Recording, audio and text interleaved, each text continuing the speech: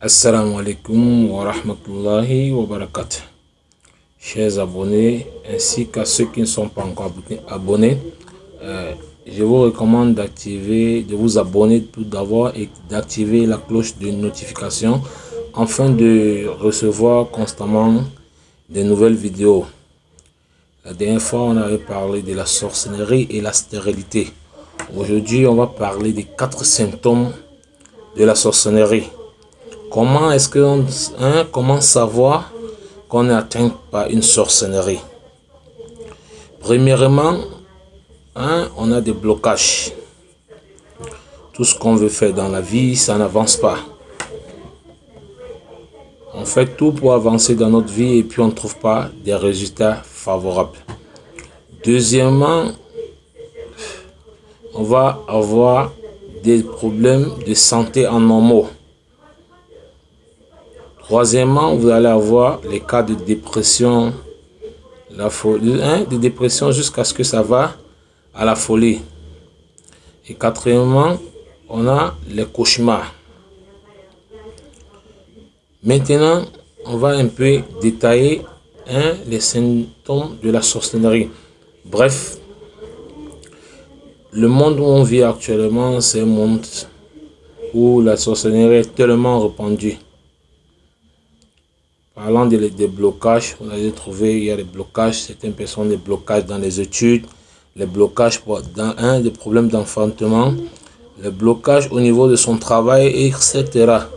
Donc, comme on le disait la dernière fois, les blocages au niveau de l'accouchement, c'est quoi? On a parlé de la sorcellerie et de la stérilité.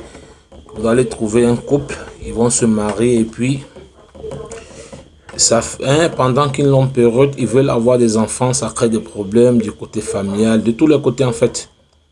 L'homme va à l'hôpital et puis il fait des examens, et ainsi que la femme, et puis on trouve que tout est normal. Du coup, pour que quelqu'un sache qu'il a ce problème de sorcellerie, il y a des cauchemars. Lorsque vous dormez la nuit, et que vous voyez par exemple quelqu'un vous poursuivre dans vos rêves. Vous faites des cauchemars et vous voyez les gens en train de vous poursuivre. Soit vous vous retrouvez en train de bagarrer dans les rêves. Soit vous vous retrouvez en train d'avoir les couches de nuit dans les rêves. Soit vous voyez les gens déjà morts. Soit vos proches. Soit vous êtes en train d'aller à un enterrement. Etc. La sorcellerie qu'on nous fait dans notre vie, ça a un impact total.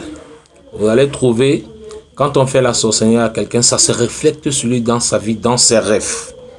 Vous allez trouver quelqu'un, lui quand il dort, il se retrouve dans les rêves avec des serpents, soit qui le poursuivent.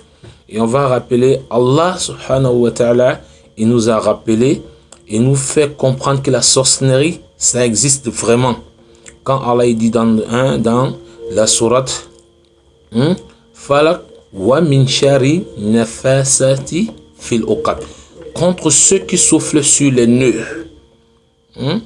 Contre ceux qui soufflent sur les nœuds. Vous voyez un peu? Donc, ça nous fait comprendre que la sorcellerie est bel et bien vraie et que la sorcellerie existe. Bon, maintenant, quand on a atteint de sorcellerie, qu'est-ce qu'il faut faire? On a cité d'abord les points de sorcellerie.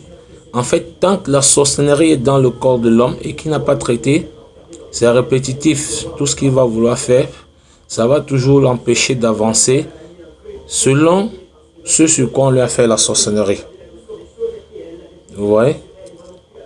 Par exemple, quand quelqu'un va chez un sorcier et puis il demande un tel, lui il m'a fait ci, moi je veux que tu fasses ci, pour l'empêcher d'évoluer.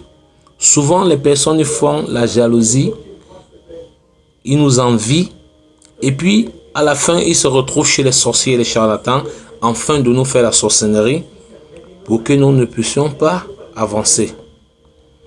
Maintenant, Allah subhanahu wa ta'ala, il a fait que le prophète Mohammed sallallahu alayhi wa sallam soit touché par une sorcellerie, pour montrer aux hommes comment est-ce qu'ils peuvent se soigner de la sorcellerie.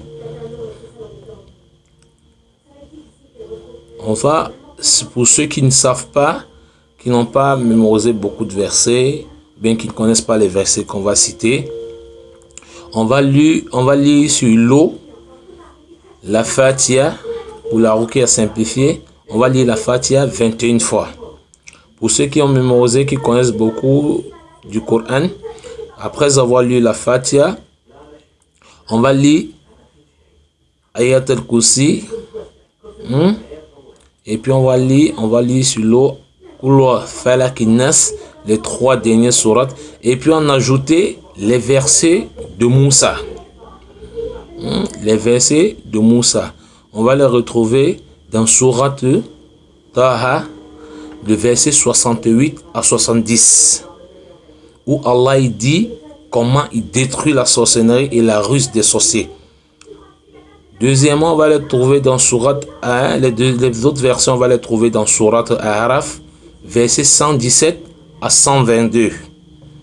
Vous voyez, pour lire sur l'eau et se faire traiter de la sorcellerie. En cas de résistance maintenant, vous pouvez contacter un raki qui est dans votre localité. Ou bien vous pouvez nous contacter si on est dans la même ville. Nous faisons également des captages en ligne pour des patients qui souffrent.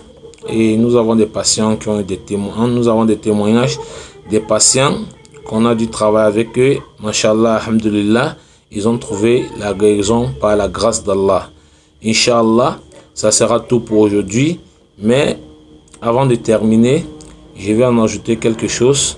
La sorcellerie, c'est Allah subhanahu wa ta'ala qui a éprouvé les hommes avec la sorcellerie. Et Allah aussi, il a les solutions à tous ces problèmes. Allah il dit, il n'y a pas une maladie qui est sur terre qu'Allah n'a pas son remède. Qu'Allah nous préserve de tous les sorciers, les chiens et la ruse des chétans. Et tous ceux qui ne sont pas abonnés, abonnez-vous pour pouvoir recevoir plus de vidéos. Moi, je suis votre frère Hassan depuis le Cameroun. Assalamu alaikum wa rahmatullahi wa barakatuh.